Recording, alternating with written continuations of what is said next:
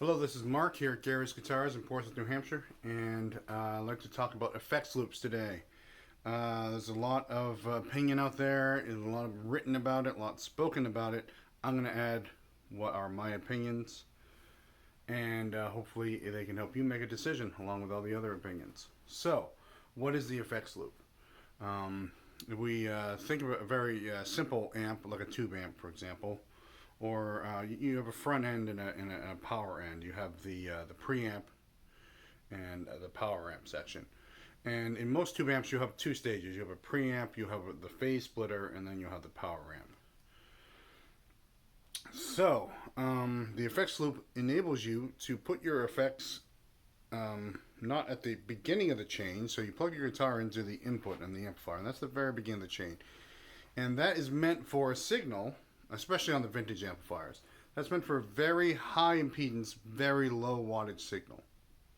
So, a guitar pickup, we're talking about 5 to 7 thousand ohms, and but just it's a passive system. It's a very low signal, and so that's a very sensitive input.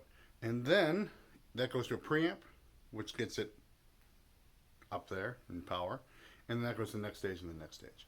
And so the idea is, if you have an effects loop, that you can, instead of putting your effects before the amp where they can overwhelm the input, because um, it's meant for a guitar input, you can put it later where the signal, it already expects the signal to be preamped and more powerful, lower impedance, higher wattage.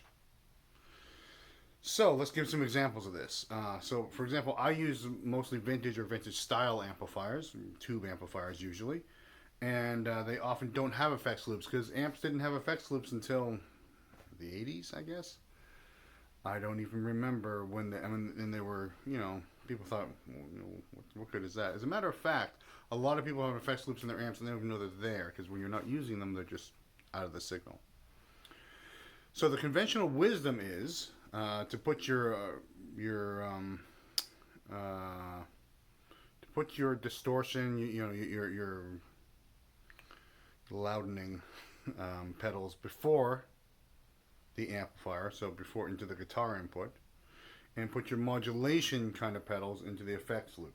Being that if you put a distortion in the middle of the system, they don't quite behave the way they're getting a hotter signal in, and they're going to do less gain, and they're going to make them act weird.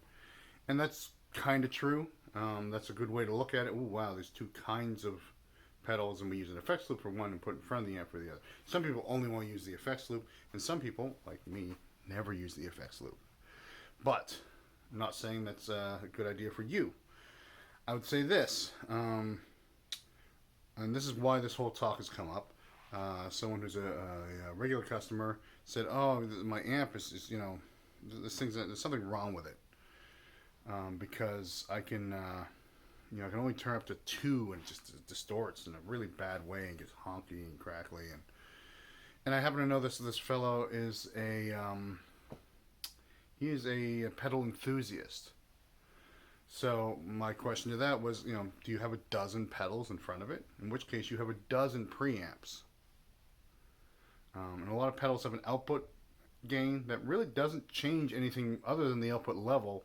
But as you turn it up, it makes the amp do crazy things. It makes you feel like it's doing more. So it makes the next pedal in the line, that more active. So a lot of people will kind of start goosing those output gains. And you have these 12 preamps in front of your amp, and you plug into your amp, into the guitar input, into the very first stage, and it gets overwhelmed.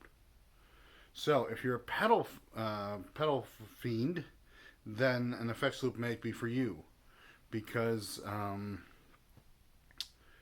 there's an answer to not getting that effect, which is make sure you're not overdriving the input stage of your amp. It can take up to a half a watt pretty easily, even more. So, pedals don't, pedals might, if you had a pedal cranked, it might be a quarter of a watt or something. But if you have 12 of them and they're all cranked, then yeah, you might overdo your input. You might. What's the conclusion here? What am I getting at? So the effects loop can be handy, especially if you have a lot of pedals. Depends on the amp. Now, the effect of putting your distortion pedals or any pedal before the input, they were designed to go there. That's one thing to consider. And so a pedal wants the input signal of a guitar and wants to put out a hotter signal. It's a preamp. They all have some kind of preamp built into them.